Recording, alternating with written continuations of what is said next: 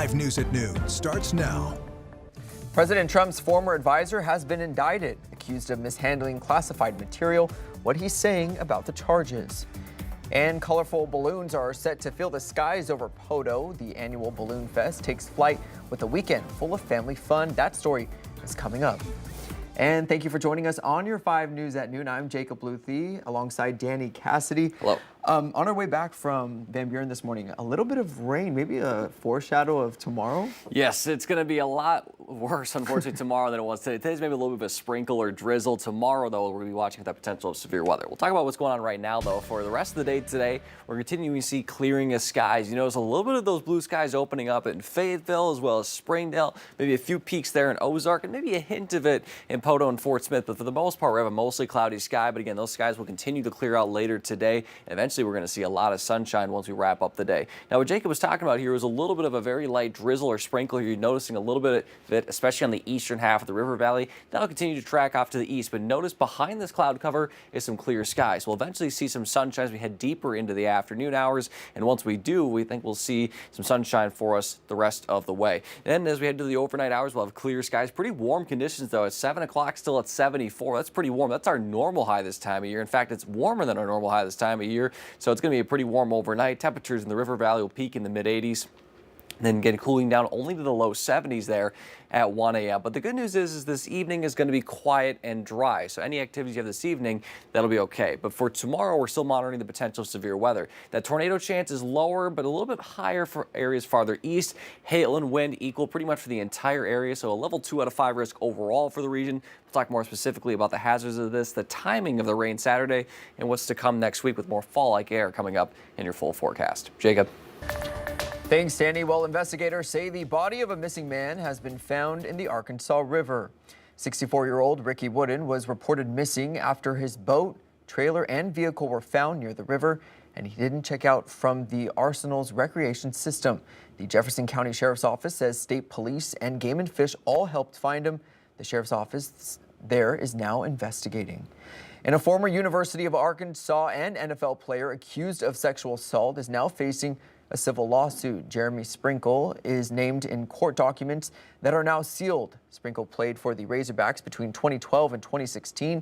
The suit was filed this week in Washington County Court. Attorneys for the alleged victim say sealing the complaint was necessary due to the nature of the allegations. They also cite Sprinkle's profile as a former professional and college football player as a reason to seal the complaint.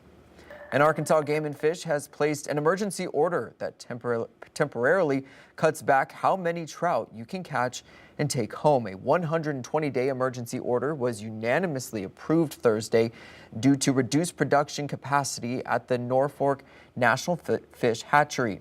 From Bull Shoals Dam to the White River's confluence with the North Fork River, the order calls for catch and release.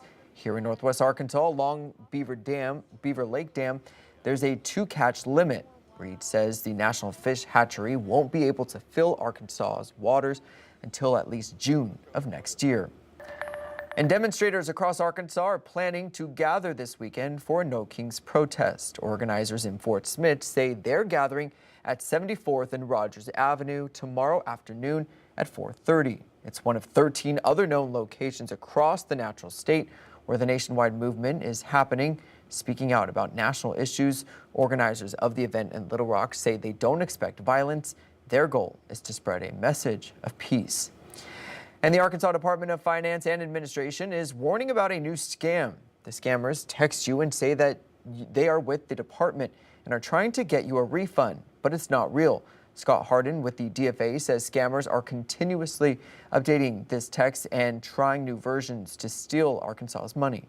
They have these farms basically that are just filled with phones and SIM cards that are just sending out a massive number of these texts. They're specifying that this is from the Arkansas Department of Finance and Administration. I have no doubt there'll be another version of it in the next couple of months. A similar text circulated this summer asking Arkansans for owed money for traffic tickets or tolls. If you think a message is a scam, you can reach out to the department for clarification. And the Give Where You Live food drive is back, and 5 News is teaming up with the Harps for the 11th annual event. 5 News anchor Tiffany Lee is out at the Harps in Lowell this afternoon. She joins us live with more on how you can get involved. Hey, Tiffany. Hey, Jacob. Good afternoon. We are here at Harps and Lowell, like you mentioned, where we are kicking off a very special day. The Give Where You Live food drive is something very special to the 5 News family because everything donated goes to the Northwest Arkansas Food Bank and the River Valley Food Bank as well. So I want to show you what exactly you're going to do.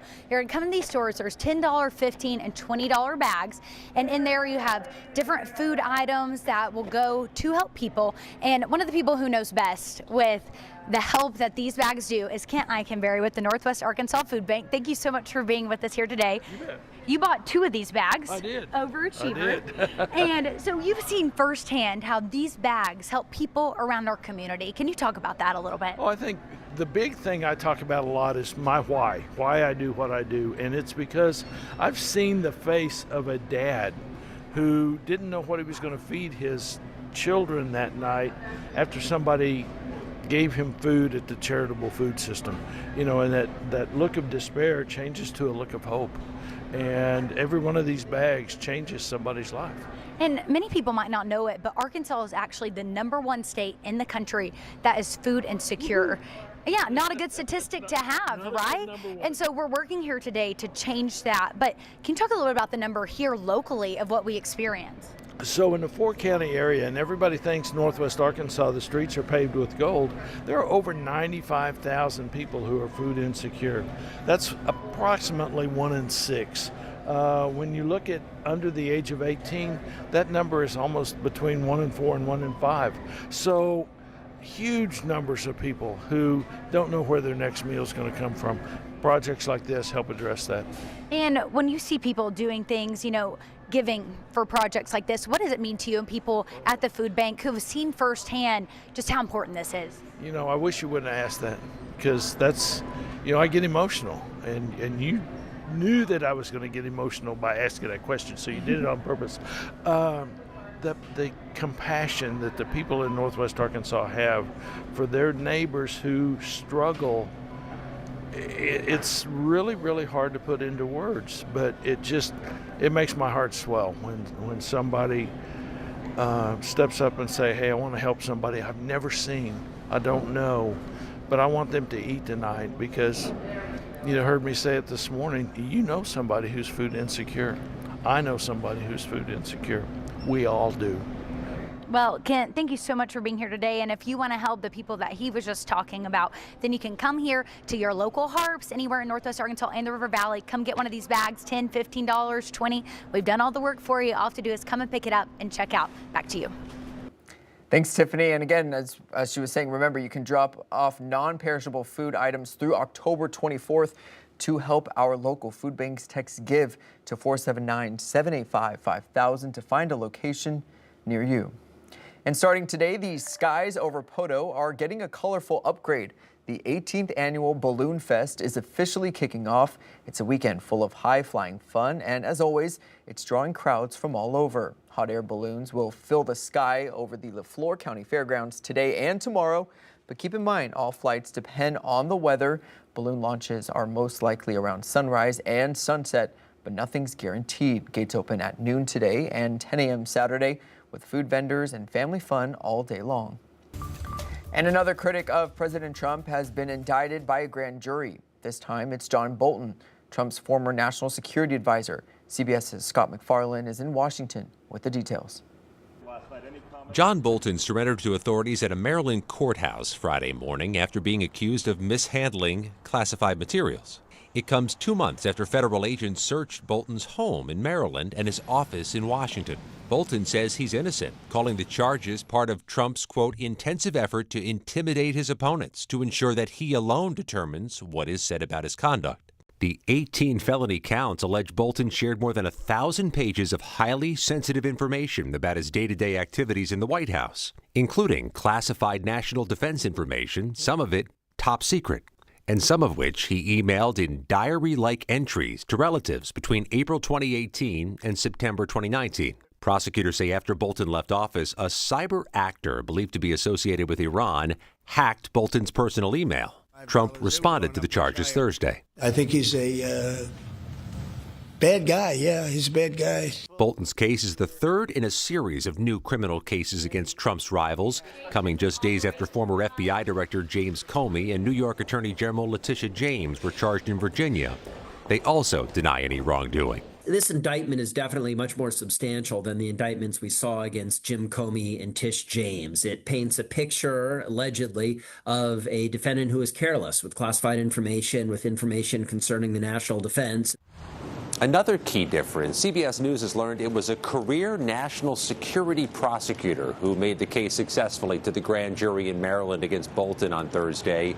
In the James Comey and Letitia James cases, it's a Trump political appointee, a one-time White House aide, leading those cases. Scott McFarland, CBS News, Washington.